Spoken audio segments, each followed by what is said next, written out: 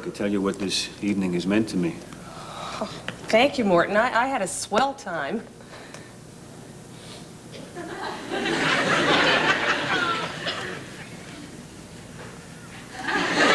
I don't know who the poet was. I don't know who the poet was, Selma, but what he said sums up my feelings about these last few hours. What? The night was made of promises of evenings yet to be, of times to come when quiet bliss will envelop you and me. Why, Morton, that's the most beautiful thing I've ever heard. It meant every word.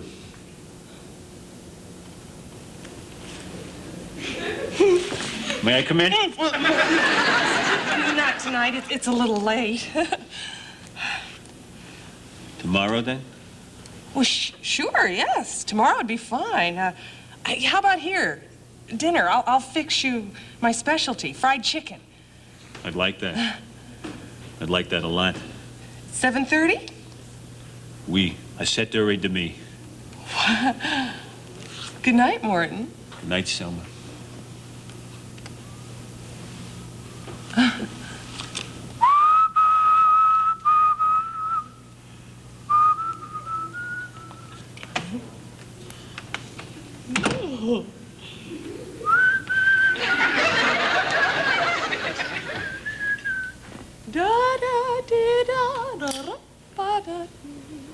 I wish I were good with words, Pamela. If I were, I could tell you what a lovely evening I've had. I had a wonderful time, too, Reginald. I don't know who the poet was. I don't know who the poet was, Pamela, but what he said sums up my feelings.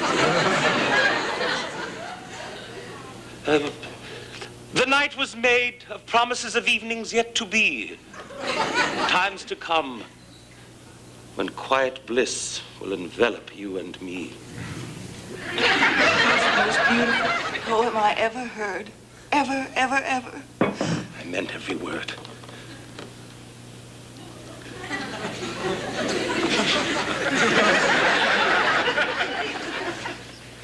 May I come in?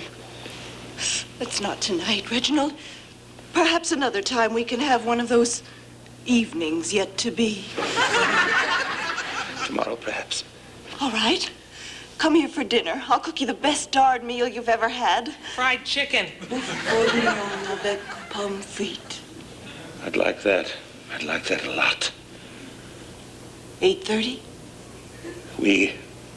À 8h30. Good night, Reginald. Good night, Pamela.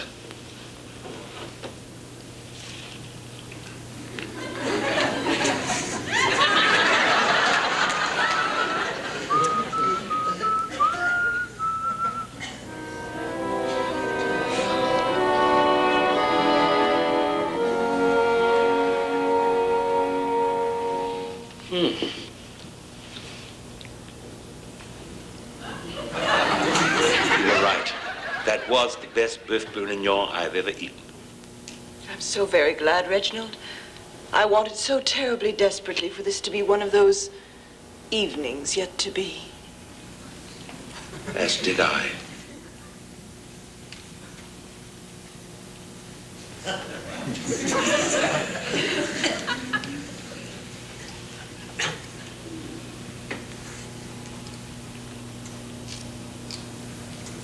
And now, the perfect ending for a perfect evening. The blending of our lips.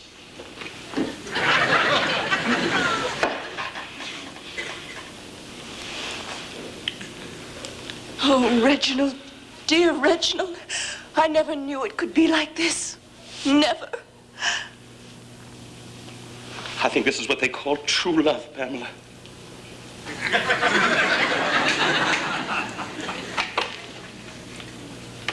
You know, Reginald, I finally think I know how it feels to be a real woman.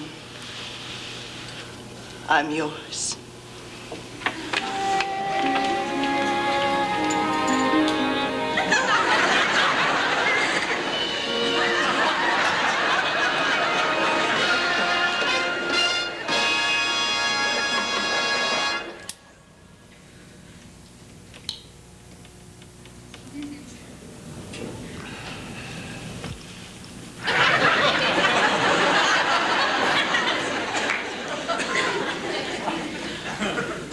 You were right, Selma. That was the best fried chicken I ever ate.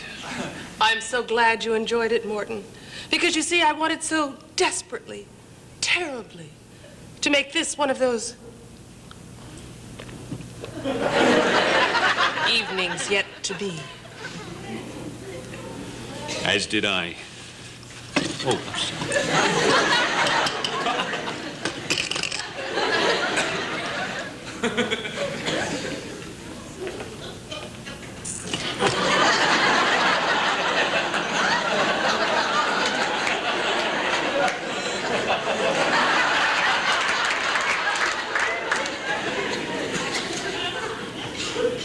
And now, for the perfect ending of that perfect evening. The blending of our lips.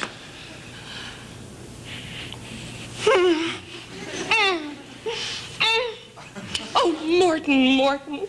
I never knew it could be like this. Never. Never. Never.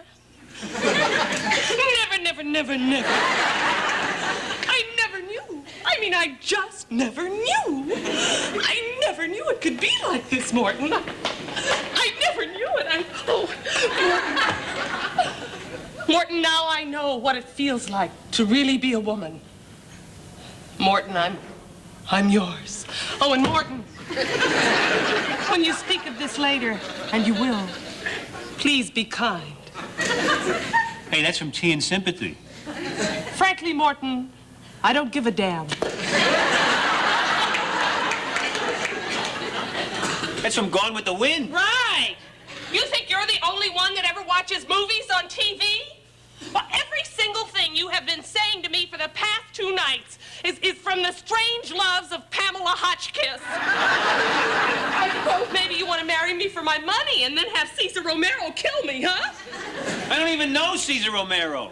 Who are you going to get, some bit player? Now, I want you to leave, and I don't want you to ever darken my door again! What was that from? My mouth. What's the matter, Reginald? The cat got your tongue? May I please try to explain? Oh, may I please try to explain? Don't tell me. Let me see. May I please try to explain? Oh, that's from Dark Explanation, isn't it? All right, if you don't want to hear. No, wait. I would like to hear you explain this. And I'd like to hear something come out of your mouth that's not a cliche. Look, I was an only child. My mother overprotected me, maybe too much. She never let me play with the other kids. My only solace was the movies. There in the darkness of the theaters, I would live vicariously the life my mother sheltered me from. And make believe I was Humphrey Bogart, Jimmy Stewart, Clark Gable. Yes, and sometimes even Groucho Marx. Because I was basically shy and I didn't know how to react to people. Oh, look, this isn't any of your problem. I don't want to bore you with this. Oh, no, wait, Morton, I do want to hear it. Please, sit down. Honest.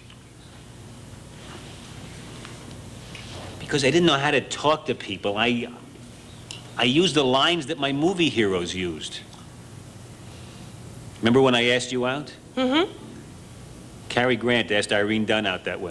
Oh, Morton. Selma, I was lonely. It was the only way I knew. I didn't know any other way. My words weren't good enough. But that's the only reason I used somebody else's words. Honest. They really expressed my true feelings.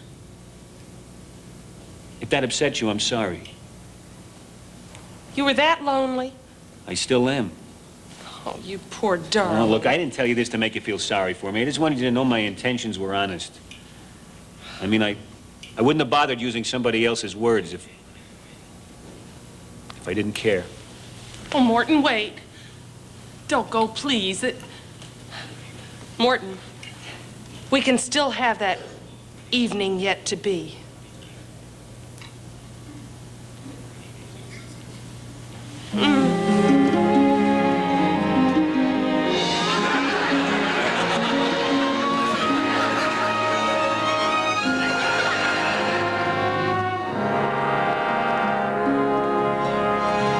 I should try being Morton more often. Oh, yeah, you're terrific as Morton. Till tomorrow, then? Oh, yes, and tomorrow, and tomorrow, and tomorrow. Morton. Selma. Good night.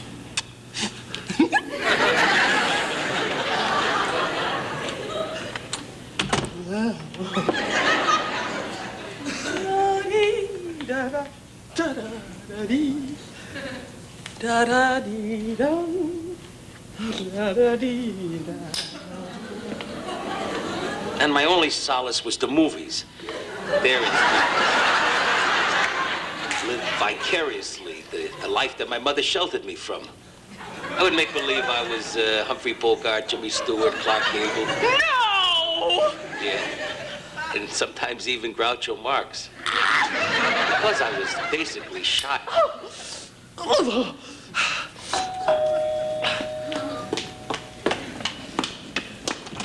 I left my tie.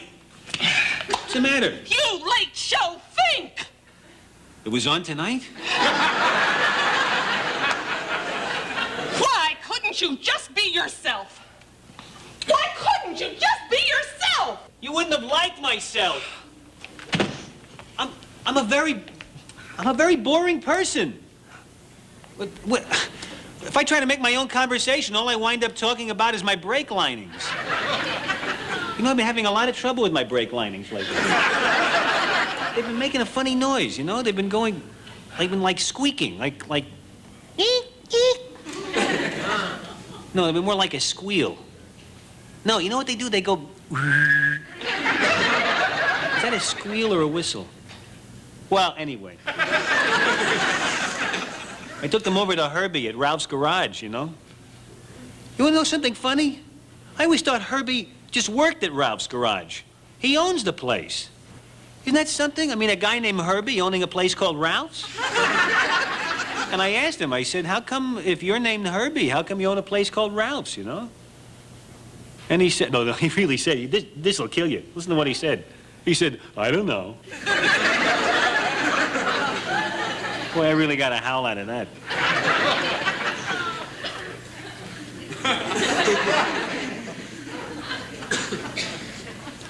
Morton, you are dull. I told you. Let me ask you something. When you were kissing me, who were you pretending to be? Well, I started out as Bogart, and then I went into Gable. Uh-huh. And then toward the finish, it was Robert Redford all the way. You mean you have never tried to kiss anybody as yourself, as Morton? I wouldn't know how. Well, try it. On me, it's okay. No, really, you should try it. I mean, give it a whirl. You never know what could happen. I mean, you shouldn't be backward about things like that, Morton. You should just jump in there and...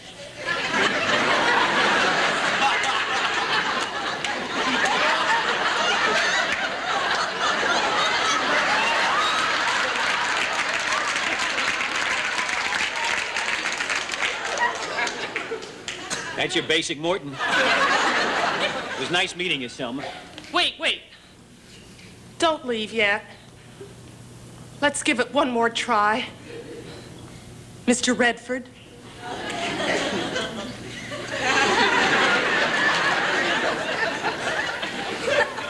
And tomorrow night, you can be Paul Newman and I'll be Robert Redford.